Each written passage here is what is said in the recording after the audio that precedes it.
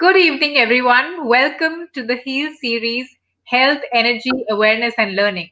Today, we're here to discuss a topic of learning with Kadambari Rana. Thank you, Kadambari, for joining us Thank again. you so much. Thank you again. To refresh everyone's memory, Kadambari is an independent educationist. She's done her MSc Honours in Economics from St. Stephen's and from Cardiff University. She is also from the J. Krishnamurti Foundation of Education. So she has many accolades in economics and education and has done our country proud. Today, we are here to discuss the magic of storytelling in language development for all our little ones and preschoolers. And we all know, Kadambari, that storytelling has been one of the oldest forms Yeah, of teaching across cultures. So, right. since it's so intrinsic, let's expand and really go into how we can do this at a very early age for children. Yeah. So, like you said, storytelling has been there for the longest time, and it's one of the uh, oldest form of language development. And Absolutely. even before written word came into place. Yeah. Yeah. And in fact, there are many forms. What is happening nowadays is that everybody thinks that reading from a book, picking up nice books is just storytelling. We have forgotten that books is only one form of storytelling, and there are many others like oral stories from your imagination. How our dadis and nanis would just sit with us at night, and when we were ready for bed and sleep, and they would tell us stories from their imagination, or tales which have been Absolutely. passed from generation to generation. That is another, which is from the books. Then second is from oral imagination. Then there are many more classical ways of storytelling, like you are a trained classical musician and dancer, and those are Yes. also beautiful ways of storytelling. Yes. Yes. I think through So culture children and even should my be. own, we've learned that storytelling comes through religion, comes through culture, comes through art forms. So, like you said, oral, pictorial, art forms, all of them are very historical and valid ways of storytelling. Right. Vidhi, can I just ask you, am I clear? Is there any issue you are feeling in the network? It's fine. You're clear. I think there's a 2 second lag, so I think our audience can understand that. Yeah. Okay. Yeah, so I think children need to be exposed to the various forms of storytelling, which you and I just spelt out. And that shouldn't be missed out. And if schools are not providing it, then parents must make that effort to take them to classical concerts, to get them an exposure to dance performances, where there is expression used and body language is there. They're all various forms of storytelling. Yeah. So tell me, is there a link between this whole storytelling, different through arts, through oral, through books, and language development? How do you see that connection? The, See, books, what books do is also, there is an overlap.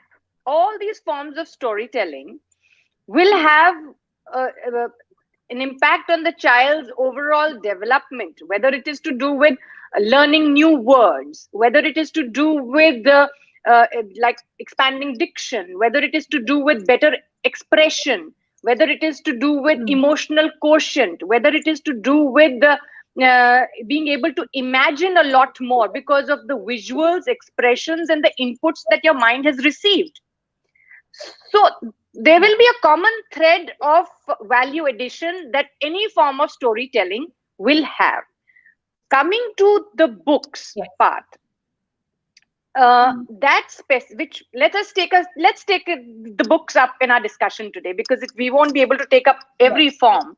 So let's take up books as Yes. form of language development. So books are very rich in illustrations. Books are very rich in pictures. That creates a large visual Hmm. data bank for the children. Books are very rich in text, language, words. That creates a data bank of language for the child. Books also help the children imagine scenarios. Storybooks also help children understand sequence of events. For instance, if I sing a rhyme like Jack and Jill went up the hill to fetch a pail of water. Jack fell down and Jill came tumbling. Jack fell down and broke his crown, and Jill came tumbling after. So the sequence is that they went up the hill, they fell down. Because they fell down, they broke their head, and the pail of water they were carrying also came tumbling down. So they, simple things they understand. Sequence of events also. So these are imagination, creativity, sequence of events is all cognitive functions which are getting developed. Right. Yeah, absolutely. So in terms of, when we are looking at books, we're looking at pictures, we are also emoting, we're also acting out, we're showing different things. How many forms of language do children really understand? Do they understand all forms, or are there specific ways that they understand language in? Children, up till the age of around age 6, they begin pre-reading skills. Right. So pre-reading skills start at 6, and then writing skills. So before that, they understand a lot of verbal language, auditory, expressions, body language, anything which is textorial, sensorial experience. So basically auditory, verbal, body language, expressions, tone of voice, pitch of voice, and sensorial experiences, all in the early years are forms of language they understand very well. Yeah, absolutely. Someone here is put in a comment on caterpillar story. So one of my clients, 𝗛cie is here, I think, watching us, and her daughter Naisha is a little growing child, and she's been very involved with her baby's nutrition, her learning, and she's said, caterpillar story is also such an interesting one and an excellent one in terms of the sequence development, the hungry caterpillar, and how they have the pictures in it, and the caterpillar becomes a butterfly, which is used widespread across schools and kindergartens. So it's very, very interesting that cultures have picked this up and illustrated it through color, through sequence, and really imbibed this whole storytelling narrative. Absolutely, and from the little egg pops out the caterpillar, and the entire life cycle of the caterpillar, making the cocoon, and pop comes out the butterfly. It's beautiful, and little children understand all of it. Absolutely. So interestingly, I think we had discussed bringing out this point about the correct order of approaching language development. And I think 𝗛cie is asking us here that if we introduce writing to children at 3, what happens? Because some schools insist on doing that. And she's already guessed our questions. Let's address that. What do you think about that? It's nice. I'm happy that she is asking such a pertinent question. Yes, the order of language development is listening, then speaking, then reading, then writing. So when the child is born, a newborn is able to listen, follows the sounds, and makes a connection from where the sound is coming. But the child is not ready to speak because certain mental readiness and physical readiness parameters are required for the child to be able to speak. So those parameters can, what helps us speak? It can be the jaw, the tongue, the lips, the teeth, the oral cavity, the curvature of the palate. So before that is fully developed, that cannot assist a child to speak. So we should not push a child to speak prematurely or put a pressure on the child to speak prematurely also. So the children from the listening stage will come to the speech stage and will start with sounds like ba, ba, bl. Then we'll say mama. Then we'll say mama come here. Mama come here and sit with me. Do you see how the sentence increases? It will happen with time. And again, coming to the, then third will be listening, fourth will be writing. Again, mental and physical readiness is required for being able to read and write. However, when the children are in that listening stage and when we are reading storybooks to them, they are able to recognize letters and words as objects visually. They can recognize their name also. Not because they know how to read, because of the construction and the composition, just like they recognize a cat or a dog. Absolutely. So, which is fine. But pre-reading should begin at age 5+. Ideally, it is wrong that it starts at 3. They are not ready to do that. And then again, pressure to write when your finger muscles, wrist, arm, hands are not ready. The motor development, gross and fine motor development is not there. And we are forcing the child to hold a pencil and a grip and write. Again, wrong. So pre-reading begins at 6. Before that, focus on listening and speaking.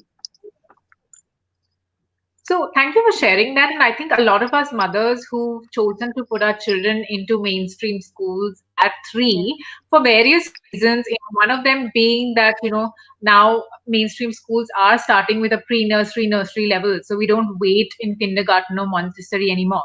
And that means that the child is expected to read and write both by the time they are 4 years old. And you're telling us pre-reading starts at 5, writing starts at 6. And here we are at 3 and 4. Writing starts after 6. Writing starts even after 6. And we're here, babies are already writing cat, bat, mat, and many, many things by the time they are 4. And they expected to, the other day I had a spelling test with my daughter, and she's 6, as you know. And she had to write in her spelling test the word neighborhood at the age of 6. So she had to learn the spelling of neighborhood and write the spelling of neighborhood. And, it was eye-opening to me that she absolutely could not understand what she was writing. She had just learned it because I repeated and showed her the visual and repeated and showed her the visual. And that's how she got into her memory, just to perform in that test. And that's the pressure that I think all parents go to, because at the end of the day, we want our children to feel that sanctity that, okay, I have passed the grade and I've got the marks. Today, we're not here to talk about the marking system at all, but it is a system that exists, and we are all many of us are sending our children to school where this happens. So coming back to a bigger thing, many parents want to understand, like I said, she was just memorizing this, and I think we talk about phonics. So what is phonics? Let's just uncover that. So phonics has become a very popular study for parents and young mothers and fathers. What is phonics? What is phonics? Simply stating, phonics is the sound of speech, sound of letters, right? And it is what we need to do as parents and educators is that in the early years of the child, introduce the sound of the speech, sound of the letter correctly. And if they make errors, we reiterate. We don't correct them, we just reiterate the right way. For instance, I'll give you an example. When we introduce them to letter A, so we'll be writing letter A is there, what it looks like, you'll have a print of it. So you tell the child, this is letter A. In the sense, the name of this symbol or letter is A, but the sound it makes is A. This is letter B, and the sound it makes is B.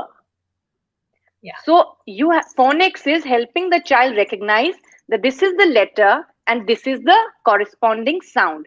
That is all that needs to be done in early childhood. Not even the composition of different letters put together. And Vidhi, that phonics is not the only component of language. There are many others. For instance, there is semantics. When we talk to each other, yeah, don't go on the semantics of the thing. What does it mean? Yeah. It means the meaning of the word and the meaning of the sentence.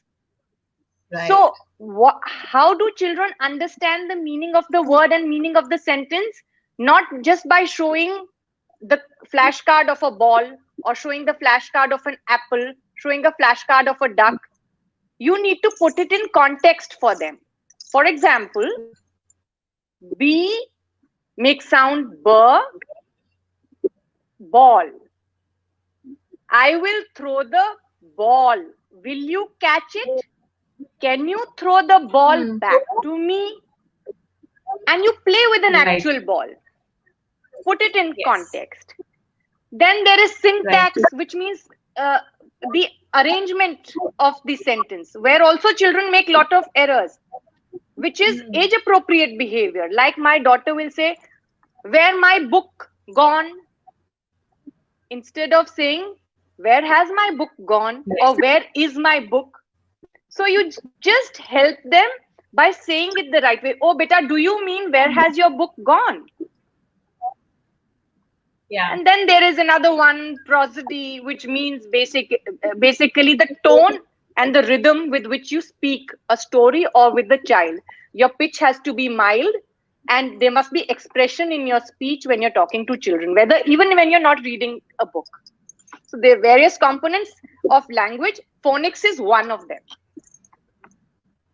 I think the last one you mentioned right now, with that we see that even when babies are born, and many mothers say that how is my child going to understand me? And at that time I always bring to light that they understand your voice because they've been inside you for a long time, and the listening skill, like you said, is always there and it's developing. Absolutely. And the pitch of the voice, the tonality of the voice is always there. A firm mother saying something, saying it gently or saying it in a high pitch mode or saying it with a lot of histrionics and expression automatically changes the receptivity and what the messages from that. It's interesting how I think that brings language alive. And I want to mention here, when you say phonics, that in the Devanagari script, which is where we use in our Hindi language, phonics is actually built into the language, which is why sometimes it's such a disconnect, or it's an advantage depending on when a child is learning Hindi or Sanskrit or not learning it. I live in Kolkata, so we find many times schools introduce Hindi later, and it brings a huge juxtaposition and a sort of a gap. Because I can share this. I have two children, 6 and one is 10. Yeah. One started Hindi at the age of 6, and one started Hindi learning, listening, and the natural phonics of Hindi at the age of 3. And there's a vast difference in how they grasp language. And her and l is hull. It's a very easy translation. But HAL or HALL and how you say it, the phonics needs to be learned. It's not natural. So this sort of transition brings me to this question of, is being bilingual okay? Let's talk about what it means to be bilingual, and does it enhance language development in children? Vidhi, can you hear me? Yes. Were you able to be having some lag on my side? Yeah. Vidhi, so can you I was hear asking me? you about being bilingual. Yes, I can.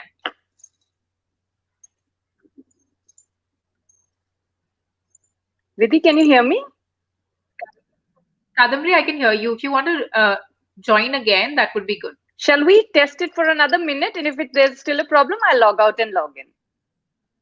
Okay, I can hear you right now. So let's take up the question on being bilingual and what that means for children. Yeah. So Vidhi, like you made a very pertinent point, there actually English is only 70% phonetically correct. So for the 30%, there is still a challenge. And you just have to teach the children as a rule, So it is better to start with letters in the early years, which out of that 70%, which is phonetically correct in the early years.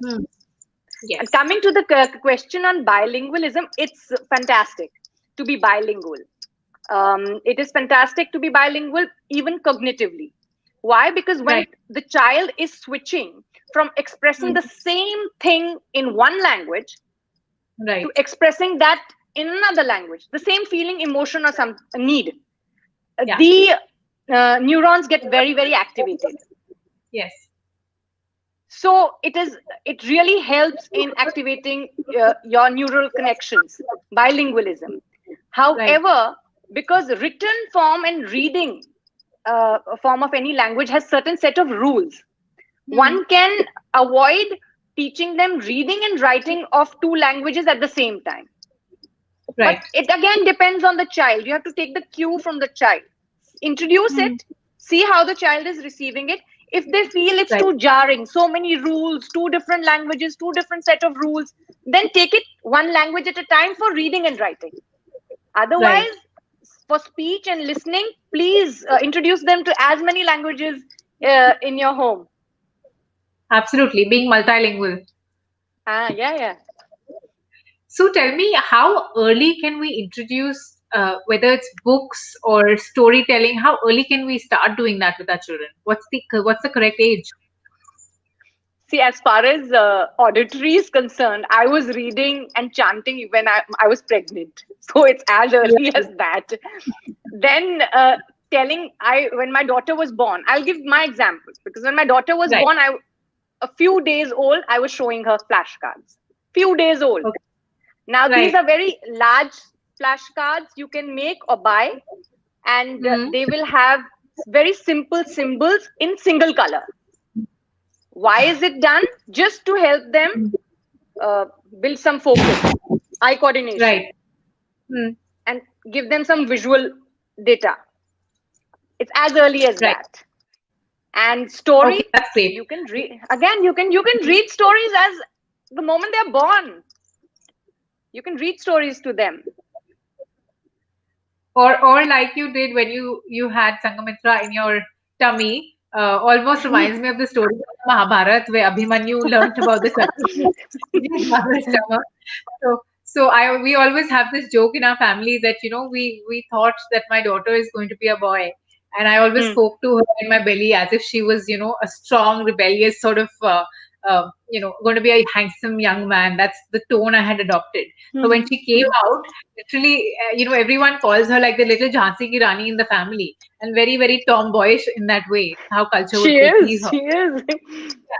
Yeah, so it's interesting how perhaps that influence starts right from the conception to the prenatal stages, and then storytelling later on. So storytelling really, when mothers say 3 months, 6 months, I say no. When you conceive, you start to tell the story, and the power of the narrative myth unfolds. So true, so beautiful. So, Kadambari, we wanted you to illustrate and show us how to read books, but I think your video is frozen for us. So, can we take seconds to rejoin and maybe see if that works? Yeah, sure. We'll take a couple of seconds, because if you can really illustrate for us, and you can just take 10 seconds to go back out and come back in. So, I think Tanvi is on this talk with us as well, and talking about expression and giving your child the story, which I have illustrated and seen that my daughter is able to retain everything I tell her when I tell her in a story format. And I remember listening to Karadi Tales, where this beautiful storyteller had actually painted her face like a little rat. So she had the eyes and the cheeks and the little ears. And my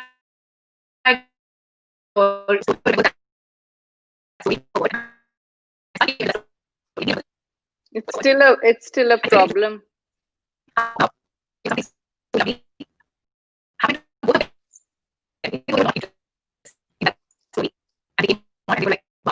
So that is the power of expression, the power of art, the power of storytelling. Being able to really retain what language development is, unfold, express, and bring in what you said was listening skills, and then telling skills, and then comes the reading and writing. So language is really starting with the listening, then expressing and understanding. We're just trying to get Kadambari back on to illustrate how to read the books with the right expressions. Thank you. I think you're back on and we can see you, not frozen anymore. So let's get to how I hope it goes fine. with your book. There's been some, sure. So we won't really go into reading each book because I've got a few examples, and we won't do book reading, Yeah. but I'll read a few lines from here and there if I feel so. Okay. So Great. Great. okay, so we'll start with say 5 or 6 months onwards. I've got one lot for 5 or 6 months onwards. So when children are 5 or 6 months on around that age, they love to do a lot of peekaboo, a lot of sound books, and a lot of touch and feel. Yes. So your book selection should be around these kind of elements. And best is to take them to nature for the auditory development, and touch and feel. Give them little pieces of different kind of textures of cloth which you may have at home, a velvet or a sandpaper, or a silk or a cotton or a khadi, or a rough sofa piece. So let them feel different textures. As far as possible, give them real-time experiences. And for books, let's just have a look. So for instance, look at this book. I won't focus on the author because I don't want to be biased. It's just the concept we need to focus on, okay? So this is a very nice touch and sound book, okay? So it has these different birds. So we've got a kingfisher here, and there's a little touch button here. So when you press the button, the actual sound of the kingfisher will come. Right. And children get very excited doing this. Yes. And they also feel very confident that, oh, we touched something and we received something in return. Yes, absolutely. So something like this is a sound book. Now a penguin. And soon you will see, when they're closer to one, that they will start making these sounds. Yeah. So something like this for sound books. Now, I've got another one here with me, which is touch and feel. Now, this is a braille book. Yeah. Right? This is for the visually blind, but I still picked it up because I really liked it. So, on the screen, you may not be able to feel the bumps. But when I'm feeling this star, there's a little bump. I can actually close my eye and feel that this is a square. I can close my eye. In closed eyes, I can feel this is a heart. Right. Similarly, in different ways. Now, this is a square cutout. So you have to dig your finger in and feel that this is a square. And believe me, children will really enjoy when you tell them, close your eyes and do this. Yeah. They will really enjoy. So these are the kind of touch and feel books you can pick up. There are lots of books available in the market where you have furry animals, textures, or animal textures, animal hair, all that also can be picked up. Yeah. And a peekaboo book could be something like this, where they open the flap. So you say, where's Mr. Rhino? Where's Mr. Rhino? And you let your child flip it open. You don't do it for them. Even if they're crunching it, even if you feel that this may tear, let them do it. They are developing their motor skills. Yes. Let them pull it down and they'll giggle. You'll see lots of giggles. I think we have to need to keep the books and everything pristine and in pristine form, so we don't let them kind of scrounge around. But you're absolutely right. See, they will follow you. Actually, Vidhi, the children will take care of the books the way you take care of books. Believe me. But in the beginning, they don't have control over there. They're developing their motor skills, what to do. They're trying to. That's why these books have these thick pages so that they don't really fold. They're easy for children to flip. And when you see around 6 or 7 months, they will also be able to flip. They flip the pages, and you please allow them to flip the pages. Don't be in a rush to flip the pages for them. That's again motor development. They are taking their finger and they are flipping the page. Yes. Right? Yeah. So these are some kinds of this you can go on till 1 year, this kind of bunch, touch and feel, sound, and peekaboo. But it's even later, it's highly enjoyable. So when they grow a little older, when their first birthday is done, so these are the kind of books I picked up for my daughter. See, this is a story about a very busy spider, okay, and who's very, very busy spinning his web. And so many animals, the sheep comes to disturb the spider, but he doesn't answer. Then the goat comes to disturb the spider. She doesn't answer. The spider is a she. And the pig comes to disturb the spider, but the spider doesn't get disturbed. It actually got a very deeper meaning. Perseverance. Very little children, as young as 1, subconsciously we are teaching them, don't get disturbed if you're doing something. Even if whoever comes to disturb you, is one of the messages of the book. I'm saying that's what I felt. So for this book, when my daughter grew a little older, I made this spider. Nice. So we can, so we can actually enact this using now our props. So we have this spider, and she can be the spider, or I can be the spider, and we have these different animals who come. Now, who's this? This is the duck. She comes, quack, quack. Spider doesn't answer. So then the pig comes, oink, oink, but the spider doesn't answer. So it becomes drama, theater. So taking the story to the next level, creating the magic. So what I wanted to say is that there's no magic in the story itself unless you create the magic. And then we'll go to the next one. There is one I bought for Sangha. It doesn't have much text in it, but it has got words which are help you have some control over the tongue, right? So I'll read this out for the viewers. Llama, llama, zip. Llama, llama, zoom. Llama, llama, vroom, vroom, vroom. Llama, llama, swoosh. Llama, llama, swish. So you see the sound. So they developed the control over their tongue. So these, I have introduced this after she turned 1, and this went on till she was 2, and it's still going on. She's beyond 2, and then you see at around closer to 2, you can actually have. You must have noticed that all these storybooks have very beautiful illustrations, colorful illustrations, and less text. Now, as the child grows older, the text will become a little more. 2 lines more, 3 lines more, 4 lines more. It graduates like that. So even numbers, this is a very fascinating book. It is, for instance, this, what is inside the red box? Again, allow the child to open the box. What's inside the red box? It's 1 bug, and then what is here? What is inside the polka dot box? 2 little polka dot bugs. So many parents will feel, will my child understand what is polka dot bug box? Can't I just say box? No, say the whole thing. Don't fear the complexity of the sentence.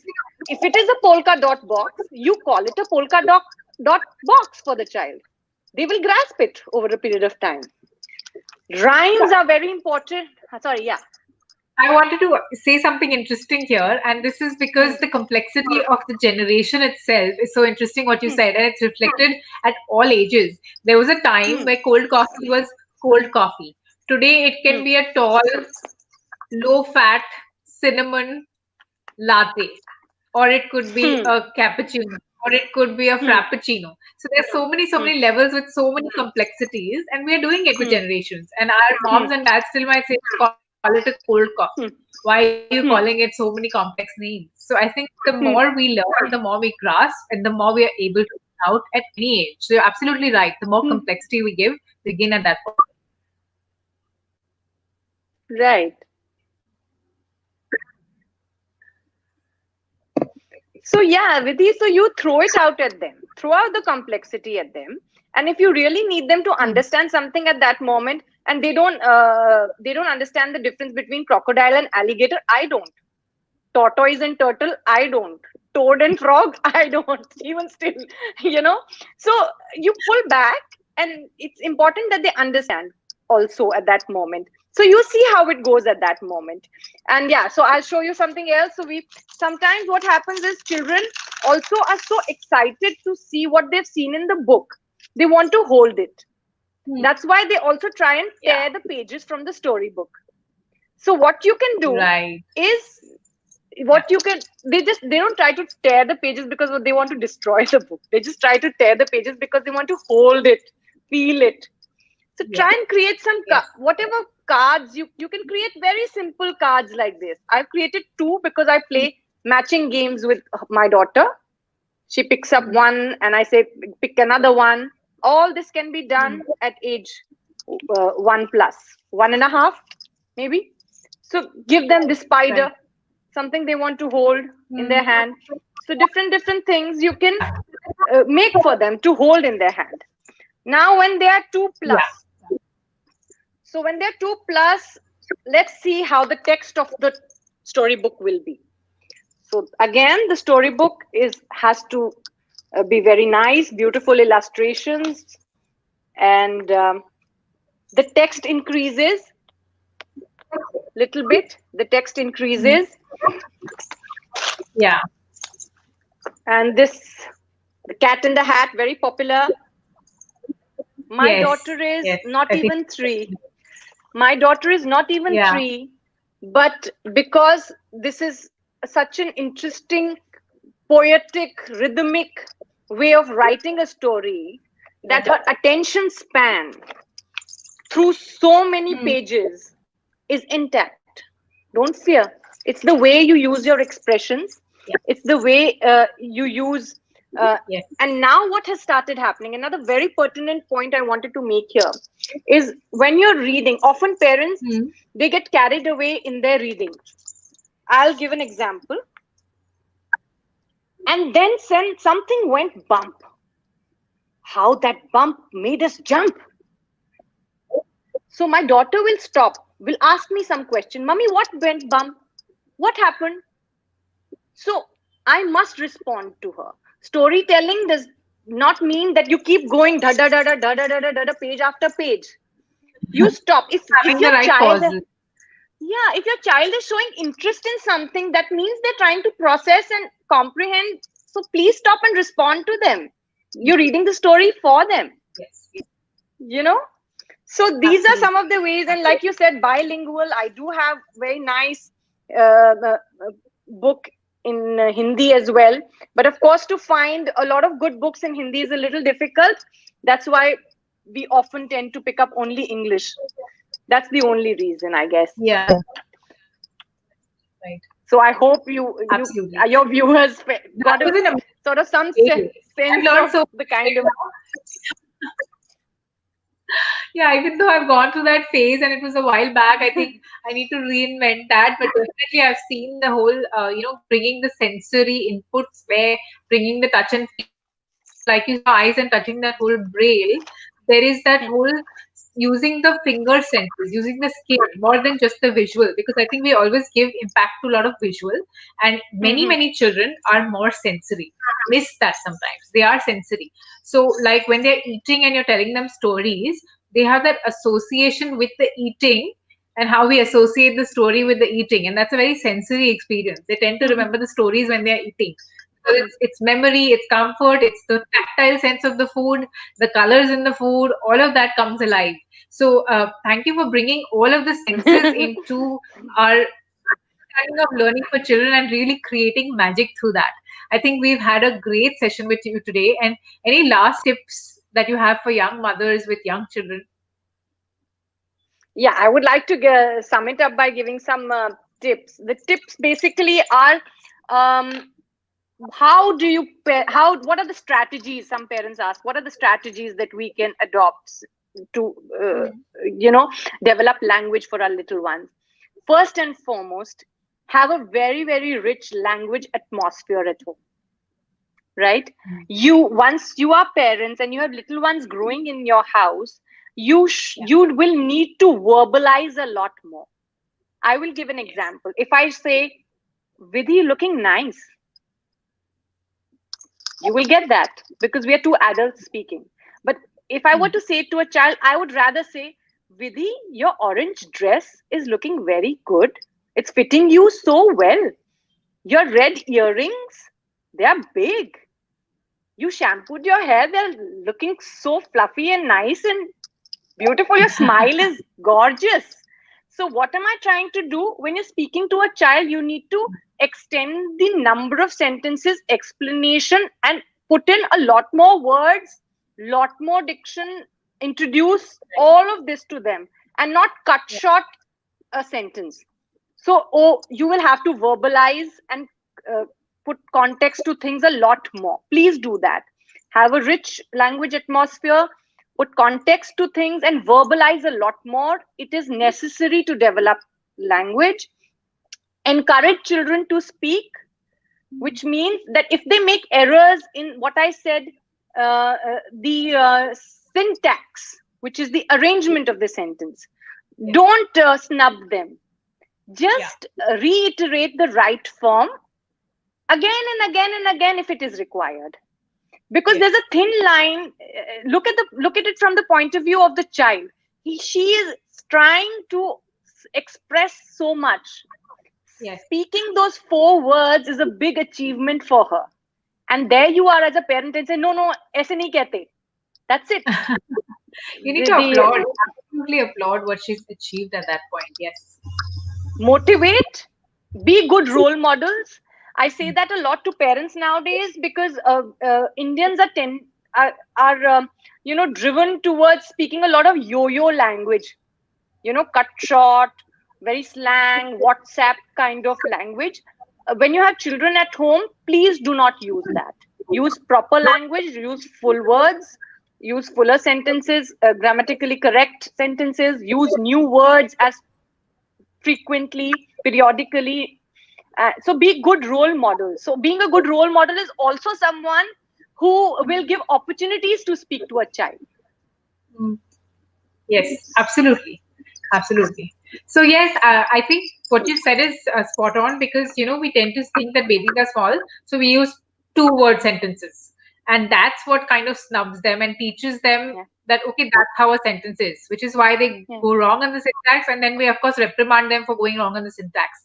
So I think the Hmm. starting point where you corrected us for us so beautifully is great for all of our viewers. And I think we can do this not only for under 3 year olds now, I think we can do it for much older children also, because mothers are constantly complaining, parents are constantly complaining about language. And if we're not Hmm. providing the right role models in us, then how can we complain? So, absolutely, thank you for bringing that to us. And it was a pleasure. I think we went way overboard today because I got engrossed in all the things that you brought forward. And I'm looking forward to another enlightening session with you on slightly Sure, more grown up children, with talking about writing and more about language next month. So we look forward to right. that. Thank you. Sure, sure. With you. Thank you, Vidhi. Thank you so much for having me. I enjoyed it a lot. I mean, I wanted to do more and more. I think we just don't have time. Absolutely. And thank you everyone for joining us, being there. Some of you have lent so much to the interview today.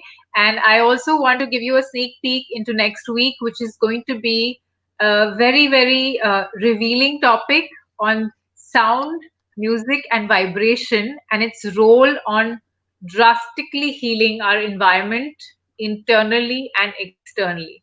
So, healing through sound next week with Dr. Shruti Nadapudar. Look forward to all of you being there. Thank you so much for being such an amazing audience, and thank you, Kadambari, again Yes, for joining. absolutely. Thank you. Thank you to the audience. Bye. See you. Good night, everyone. Bye. Good night.